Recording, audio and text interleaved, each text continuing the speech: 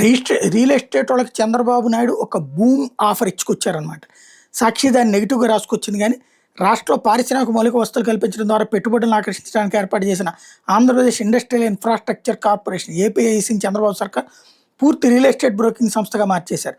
ఇప్పటికే పీపీపీ విధానంలో రాష్ట్రంలోని పారిశ్రామిక పార్కులు land incentive for tech hubs lift policy పేరిట విశాఖలోని వేల కోట్ల విలువైన భూములు రియల్ ఎస్టేట్ సంస్థలకు అతి చౌకగా కట్టబెట్టిన ప్రభుత్వం తాజాగా తాను అభివృద్ధి చేసిన పార్కులు వాణిజ్య సముదాయాల్లోని స్థలాలను రియల్ ఎస్టేట్ సంస్థలకు ఏపీఐసీ ద్వారా అమ్మేస్తోంది. రాష్ట్రంలోని వివిధ పారిశ్రామిక పార్కుల్లో అందుబాటు ధరల్లో గృహ సముదాయాలు నిర్మించడానికి పూర్తిస్థాయి అమ్మకపు హక్కులతో అప్పగించబోతోంది. కేటాయించిన స్థలంలో 60% గృహ అవసరాలకు వినియోగించి మిగిలిన 40% వాణిజ్య అవసరాలకు వినియోగించుకోవడమే కాకుండా ఛార్జీలు వసూలు చేసుకోవడం ద్వారా ఆదాయాన్ని పొందడానికి అనుమతి ఇచ్చింది. ఇందుకోసం ఆసక్తి గల సంస్థల నుంచి ఏపీఐసీ ఆసక్తి వ్యక్తిగాన బిడ్లను ఆహ్వానించింది. బిడ్ గెలిచిన సంస్థ ఏపీఐసీకి భూమి ధరం చెల్లించి ఆ స్థలంలో రియల్ ఎస్టేట్ వ్యాపారం చేసుకోవచ్చు. ఆ ప్రాజెక్ట్ డిజైన్, నిధుల సమీకరణ, నిర్వహణ అంతా గెలిచిన బిడ్డింగ్ సంస్థ చూసుకోవాలని ప్రభుత్వం నుంచి అవసరమైన అనుమతులు మంజూరు చేయడంలో మాత్రమే ఏపీఐసీ సహాయం అందిస్తుందని ఆ టెండర్ డాక్యుమెంట్స్లో పేర్కొన్నారు.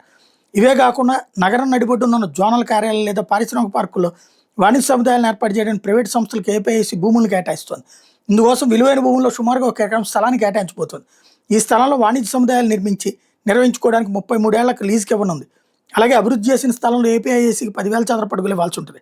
ఇక మిగిలిన ఆదాయం అంతా ఆ బిల్డరే తీసుకొచ్చని టెండర్ డాక్యుమెంట్లో పేర్కొన్నారు. ఈ విధంగా రాష్ట్ర వ్యాప్తంగా 27 చోట్ల స్థలాలను కేటాయించబోతున్నారు.